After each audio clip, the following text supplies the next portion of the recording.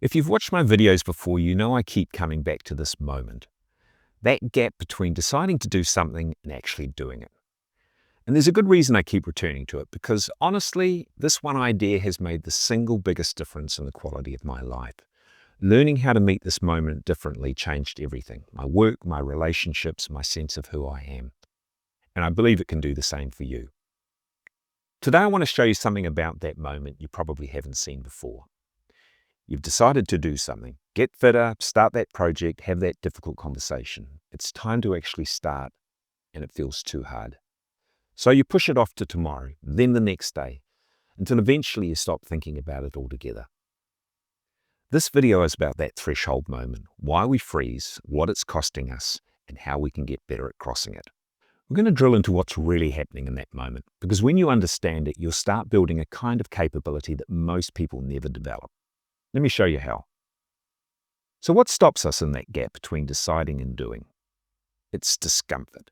The discomfort of meeting that moment where intention has to become action. And the habitual ways we respond to that discomfort, they are severely limiting the horizons of our life. Now, when I say habits, I should clarify something. We use that word in two ways. There's the habit as a routine, something you've built deliberately. And then there's habit as an automatic response, something that just happens without any conscious choice. That second meaning, that's what I'm talking about here. And here's why this distinction matters. Mixing up those two meanings can actually undermine your growth. Because if you think all habits work the same way, you'll miss what's really happening in these threshold moments. Now, here's the thing about these automatic habits. They're invisible to us. They run before we even realize it, so we don't see them as choices we're making. They're just what we do, how things are, the way we are. I call these habitual behaviors and responses in our life the default path, because that's exactly what they are. They're what happens by default, automatically, without any conscious choice. Because the thing is, we don't have habits. Habits have us. They're in control.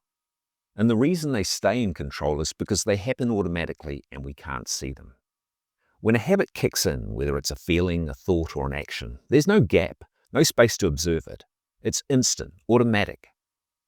So when you can't see that you're on the default path, it doesn't feel like you're choosing anything at all. It just feels like, I'm not ready yet, or now's not a good time, or I'll do it when I feel more like it. It feels like the truth, not habit. So you can go through years, even decades of your life without ever recognizing that there was another way, another choice available to you in those moments. You're not actively deciding to stay stuck. You simply don't see that you're stuck at all. And I can attest to that personally. I've spent years of my life avoiding difficult conversations, delaying projects that matter, choosing what's comfortable over what's important to me, all while having a perfectly rational reason for justifying why. The process of waking up from the default path is ongoing, but I can tell you this, every day you wait is another day the default has you. Because each time you avoid discomfort on the default path, you're not just putting off a task, you're reinforcing a pattern you can't see, teaching your nervous system that discomfort is dangerous, something to flee from. The person who reflexively turns away from uncomfortable conversations never develops the relationships they want, and never realizes they were turning away. The person who chooses comfort never builds anything meaningful and never sees they were choosing comfort over meaning. The person who waits to feel ready rarely starts at all and genuinely believes they haven't found the right moment yet. But once you can see the default path, once you can catch yourself in that moment of automatic avoidance, everything changes. Because now there's a choice. Now there's another way. Now I want to show you what's happening in these moments as if we were watching them in slow motion. Let's think of this moment where our intention meets the call to action as a little movie. And this movie has 3 scenes. Picture this. Scene 1. It's Sunday night. You're lying in bed scrolling through your phone and you feel it, that familiar pull. You've been meaning to start exercising again, or maybe it's that project you keep saying you'll begin. Whatever it is, it's been sitting there, unstarted for weeks, if not months, calling to you, pulling on your attention. And right there, you make a decision. You're going to do it. Not someday soon, tomorrow even. You can feel the resolve. You set your alarm a little bit earlier, and you may even lay out your running shoes or open that project file on your desktop. You go to sleep feeling good, resolved. This time is different. Scene 2. The alarm cuts through the darkness. Your eyes open. The room is cold. Outside is still dark. You remember the decision you made last night, and then you feel it. Not just the memory of what you decided, but the demand itself. The moment has arrived. This is when you're supposed to act. That promise you made, it's calling for a response right now. Scene 3. You're lying there. The demand has arrived, and it feels hard, heavier than you expected. The gap between staying in this warm bed and actually getting up and doing the thing, it feels enormous. Your body doesn't want to move. The very thought of it creates this resistance, this weight. That's the discomfort. And almost instantly, without thinking, the voice starts, you know what, maybe I'll just do this after work instead. I'll be more awake then. Yeah, that makes more sense. Or actually, should I even be doing this? Maybe I should think about this some more. What if this isn't the right approach? Maybe I need a better plan first. You can feel yourself relaxing as these thoughts come. They feel reasonable, sensible even. Plus, I didn't sleep that well. It's important to be rested. I'll start tomorrow. Or next week, yeah, Monday. That's better. Next week. Fresh start. You reach over and hit snooze, or turn off the alarm entirely.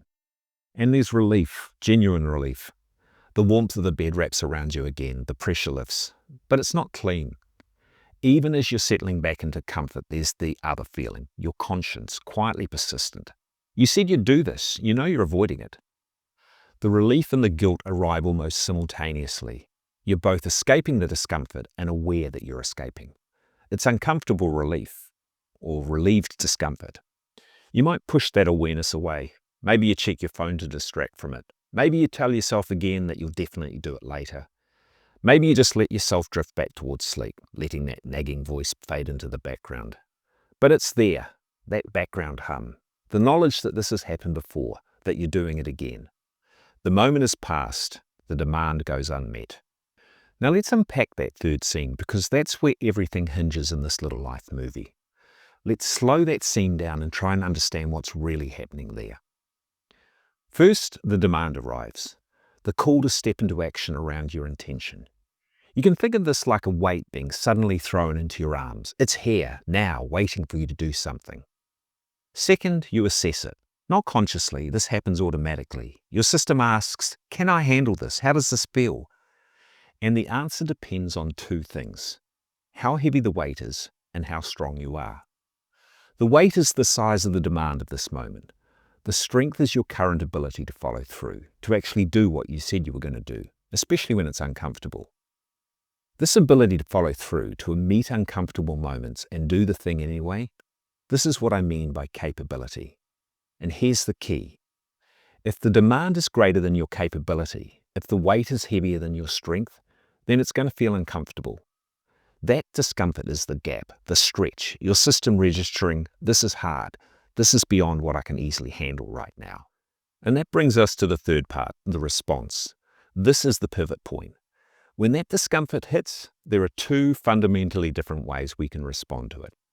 The default way, the habitual way most of us respond without even realizing it, looks like this. The discomfort isn't something you're having, it's something that's having you. You don't experience it as, I'm feeling discomfort. You experience it as, this is hard, I can't do this. This isn't the right time.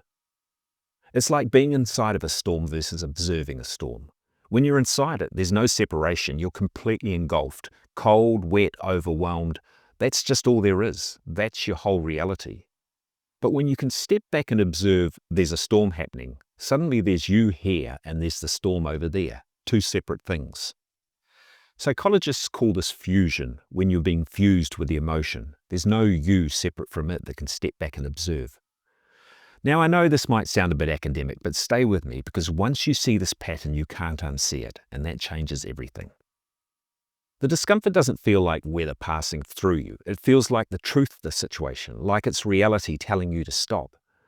Which means you're not choosing to avoid the discomfort, you're just responding automatically. The voice starts, the rationalizations, the bargaining, the procrastination of it, all of it happening to you, not by you. Maybe I'll do it after work instead. I'll be more awake then, or maybe next week. Yeah, Monday's better. And it works. The pressure dissolves. You hit snooze. You tell yourself you'll do it later. The demand goes unmet.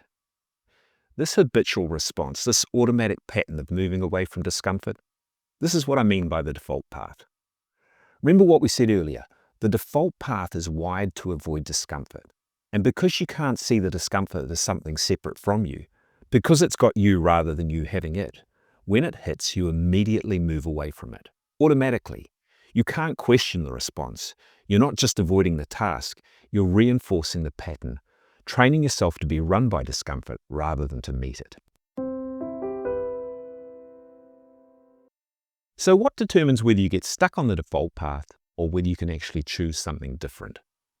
Capability. Capability is your ability to do what you say you're going to do, especially when it's uncomfortable. Think of it as a skill and a muscle combined. There's know-how to following through well, and there's strength that gets stronger the more you use it. This video is the skill side, understanding what's happening in these threshold moments, seeing the default path, recognizing fusion, knowing that capability is trainable. But capability requires both. You're developing the skill right now. The muscle, that comes through practice.